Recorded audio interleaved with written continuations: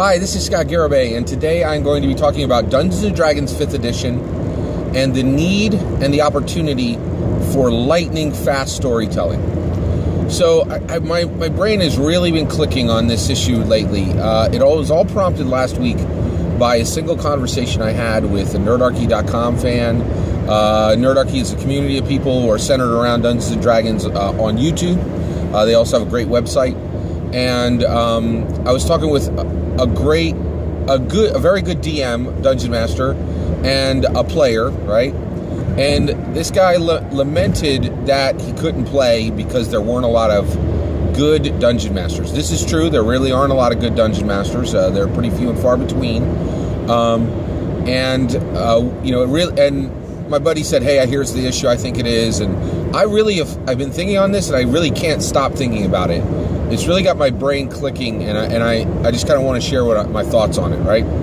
So I really feel the reason there are not many good Dungeon Masters is because the people we need, the people who are smart, creative, willing to read, and willing to invest a lot of time into a hobby, right? That's or a significant amount of time into a hobby.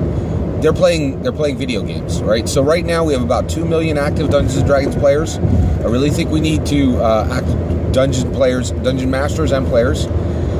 It is considered that in the 90s there was between 8 and 10 million. Okay, about 5 times as large as the community is right now. By the way, I am aware that there has been a resurgence lately. Things like Stranger Things, a lot of more and more celebrities playing Dungeons & Dragons, Hollywood writers, tons of Hollywood writers playing Dungeons & Dragons. I'm completely aware of that, and I maybe we'll get another million out of that, right? But the reality is, I really think we need a community of 20 million Dungeons & Dragons players and Dungeon Masters. That's the goal. That's where I want to see the game go, right? Which is a factor of 10, increasing the community by a factor of 10, and I think we should do it within 5 to 10 years, right? And a lot. Now I want to clarify, right? A lot of people, Dungeons & Dragons is their hobby. Dungeons & Dragons is absolutely my hobby, right? But it is my number one hobby, and like my world has a hierarchy. It's it's God, family, and those two things take up a huge amount of my life. But after those two things, Dungeons & Dragons is right there. Right? It is I would say it is the third, most important thing in the world to me. It is incredibly valuable to me because it's brought me a lot of joy. And in my opinion, I think there's a lot of joy for a lot of other people today. It is a life-changing hobby, right? And I think it's an incredibly valuable hobby. A hobby that's value is far more than we ever thought it was, right? And I think, for a long time, people thought, well, the value in Dungeons & Dragons, it gets you to read and it gets you to do math. That's great, right? But that's the whole point, is the world has so fundamentally changed that we need Dungeons & Dragons to change, right?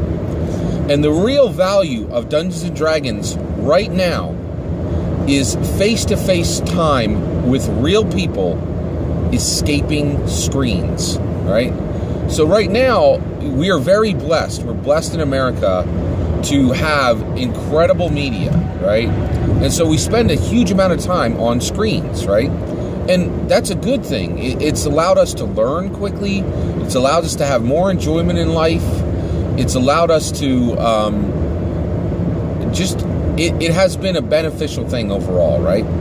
But we've reached a tipping point, where there's so much time being spent on screens with one person and their time and their attention locked to a screen, that we need to go back to dealing with each other as human beings, right? And the value of Dungeons & Dragons has just gone higher than it ever was, because almost nothing in the world does a better job of putting people together to spend time together on something that's enjoyable, something that's real, and build relationships and build friendships and have a shared experience where no screens are involved, right? And it's structured so that you can do it every week, right? And my point is, the one thing in the world right now that is better than anything else at bringing people together and really saying humanity is important, and being with other human beings is important, and building relationships is important, and having friendships is important, and thinking together is important, and talking together is important, and playing together is important. That is, we're there, right?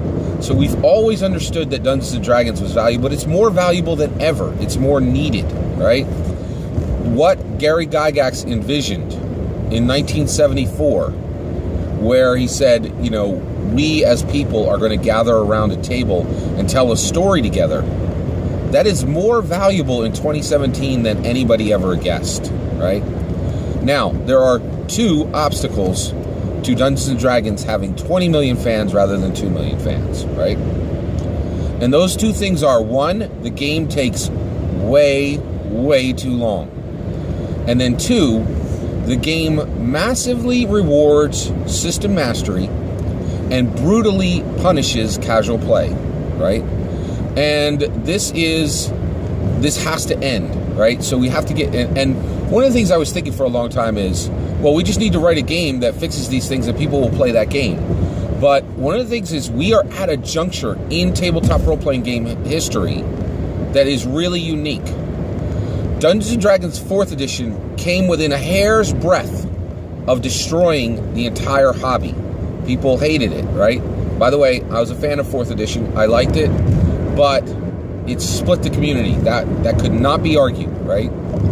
And Mike Mearls, a brilliant rule set architect, a brilliant creative, a brilliant intellectual, has restored the Dungeons & Dragons community. And so we're at a juncture. Now, there's a huge lesson standing in front of us that we must learn, right? Sorry, I said right there. I'm working on that. I'm working on getting rid of that. So one of the things that we have to get rid of is we must get rid, that we have to recognize is Pathfinder. Pathfinder did a fantastic job of giving Dungeons & Dragons 3.5 back to the masses. Pathfinder was Dungeons & Dragons 3.75, and it did a wonderful job of it. It brought out beautiful books that were extremely well written. It brought out beautiful books that were extremely well illustrated. If you were going to restore Dungeons & Dragons to its 1990s heyday, to its early 2000 heydays, you could not do a better job than Pathfinder did, right? But it did not matter. And the reason why is tabletop role-playing games as they stand are a niche market, right? And Dungeons & Dragons is the only game that has mass knowledge, that people in the masses know about.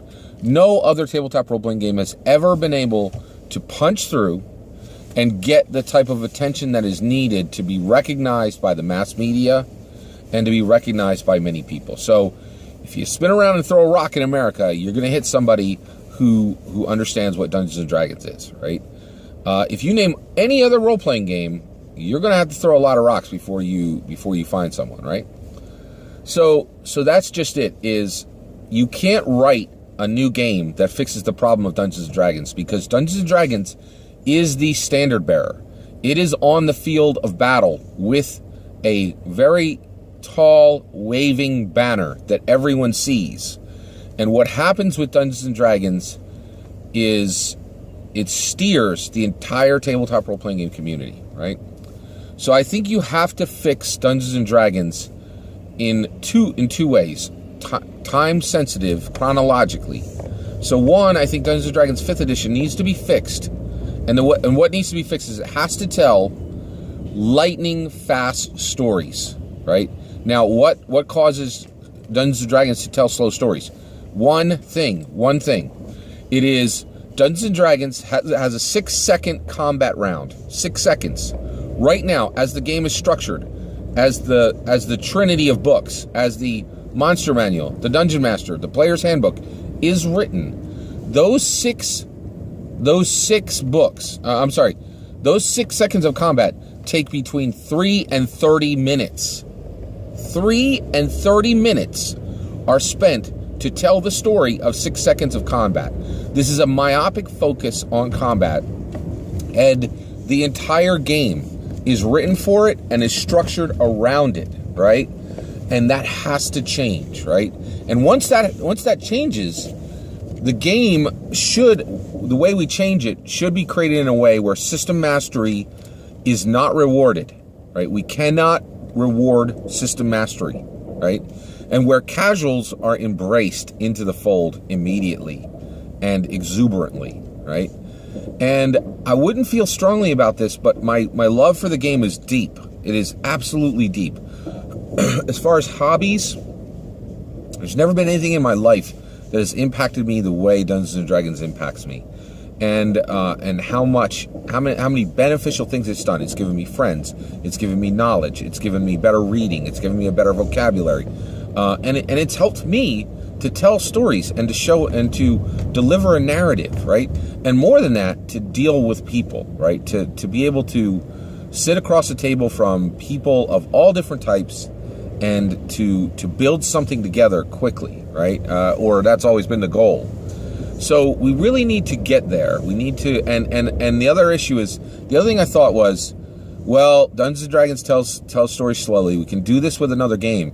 But Pathfinder did a phenomenal job of building a great role-playing game, and it's dying now. It is really going by the wayside. And what it says is that right now, as it stands, maybe 20 or 30 or 40 years from now, things will be different. But right now, Dungeons and Dragons is a standard bearer for the entire industry, the entire tabletop role-playing game industry, and we need to change it. So one, we're in Dungeons & Dragons 5th edition. We're about 3 or 4 years into the Dungeons & Dragons 5th edition run, right? Mike Merles has done the impossible. He has completely restored the community. He has completely restored goodwill to Dungeons & Dragons 5th edition. I can't say how much respect I have for him and what a massive achievement he's done, right? But now we need to look at Dungeons & Dragons 5th edition, 6th edition. And I think we're 5 years out from it. We're 3 to 5 years out from Dungeons & Dragons 6th edition.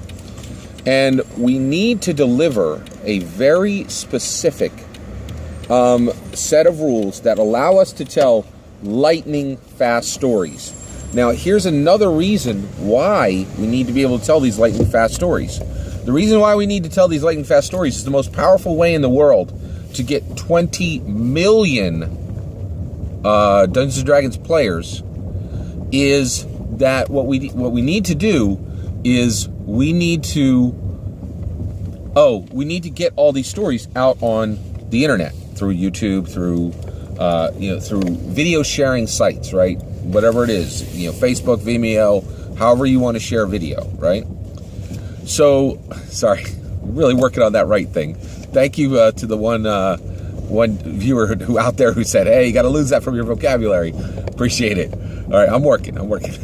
So basically, we really need to move past this super slow storytelling, and the reason why is our players are out there, and there are people that we can pull back. There are brilliant, smart, creative people who are willing to spend considerable amount of time on a hobby, right? Who are willing to read. That's the 4 things you need, right? You need somebody who's smart. You need somebody who's creative. You need somebody who's willing to read, and you need somebody who's willing to spend considerable amount of time on a hobby in order to get a new Dungeons and Dragons player. And those people are out there. They're watching movies. They're watching television shows. They're watching video games. There's nothing wrong with any of those things.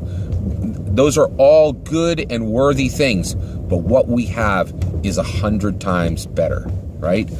One game with one dungeon master and 4 players sitting around a table is worth 100,000 people playing Halo, right?